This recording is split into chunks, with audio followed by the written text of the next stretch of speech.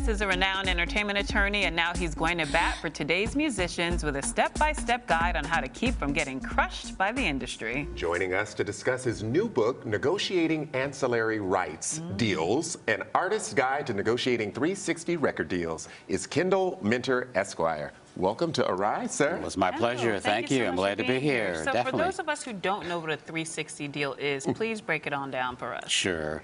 A 360 deal is a version of a record deal because it's included in a record deal. And these days, what the record companies are doing to replace some of the lost revenue from the decline in CD sales, now it's a decline in digital downloads as people go to streams. They become a financial partner with the artists in areas that never before had they shared.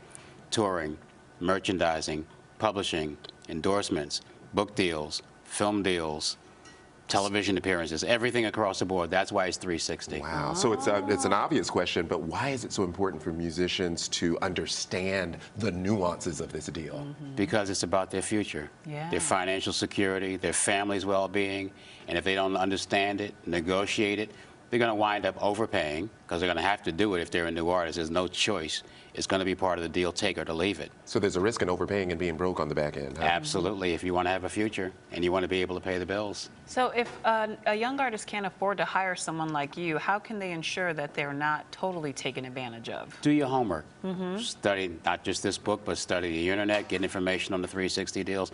But I would never advise any artist, no matter what their financial capability is, of going into a deal, record deal, management deal, publishing deal, any entertainment deal, without some kind of legal representation. What inspired you to write this book?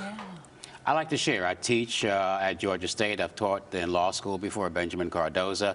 So I like to give back. I feel it's my responsibility and the obligation to share knowledge. If you don't share knowledge, why have it? And I want to be able to empower the music community so that they can take the tools, be able to better themselves, preserve some of the brand that they're creating, and have a legacy for their families. Now, you lawyers like legal jargon. Is this accessible to mere mortals like us, or do you have to be a legal eagle to get through this? This is broken down so that anybody, keep it simple for a fifth grader.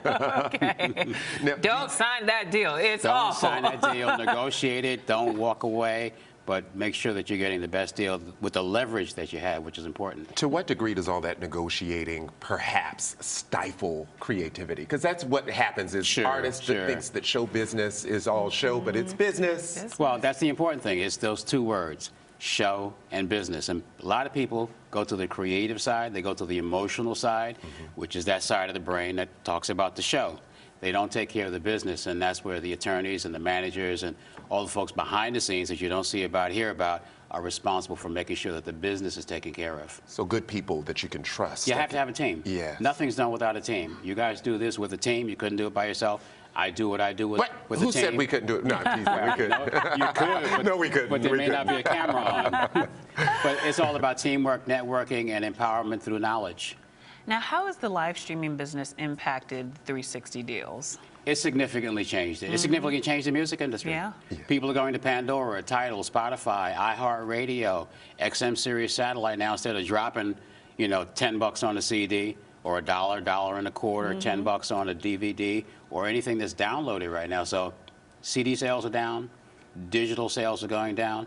Streaming is on the rise, so streaming is going to be the new area of significant income for everybody in the music industry. That's why you've got to pay attention to every single dollar, how it comes in, more importantly, how it goes out. And for something as new as streaming and downloading, is it really like, are you having to sort of put that language in your deals? Because that wasn't in a 360 deal. It wasn't. 60 years ago, right? But there's some nuances. Not even 10 years ago. Yeah, not even. It's the magic language in the recording agreements that's very well crafted because these agreements may be 50, 60, 70 pages. Sometimes they're multiple agreements that add up to 200 pages. Wow. It's all in the fine print, and it's included because those are new ancillary streams that are all coming out of an artist being an artist that the record company is paying for the music to be recorded. What's the one piece of advice you'd give a new artist trying to break into the business about a contract? Do your homework, build a team, study, network, ask questions, and take nothing for granted. Okay. That's not one piece, but a few pieces. Yeah, thank you. We've got to do all of that before we take our show on the road, Lola. Yeah, we got. We're gonna call him. That's right. Syndicate. That's right. Hey, Kendall. That's right. I'll be happy and available. Thank you so Good much stuff. for being here. Oh, it's my pleasure. Thank you. And you're watching Arise Entertainment 360.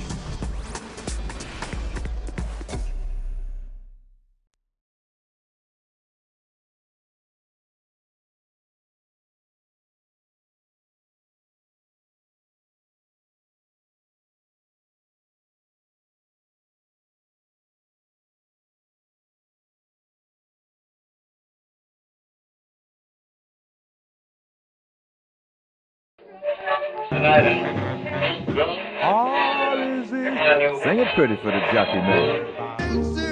Jack Gibson, a.k.a. Jack the Rapper, was known as the father of black radio. I wrote this book when he was still alive with him. He was born in 1920s. He was not only one of the first black DJs, but he and J.B. Blayton opened the first black-owned radio station. His first words on air were, "We are here." James Brown gives Jack the Rapper all that credit for helping him out in those days. He gave him second billing only to God. A radio icon, convention leader. Everybody wanted to come and be seen at this convention. He had people like Prince and Michael Jackson and Janet Jackson and all of the top names. Everybody came to perform. What better place to be seen than by all of the insiders, all of the music business presidents and all these top-notch people. My website is www.walkersmithbooks.com. But it's available everywhere. Everyone, it's Miss Walker Smith. Thank you, Walker. Thank you very much for having me.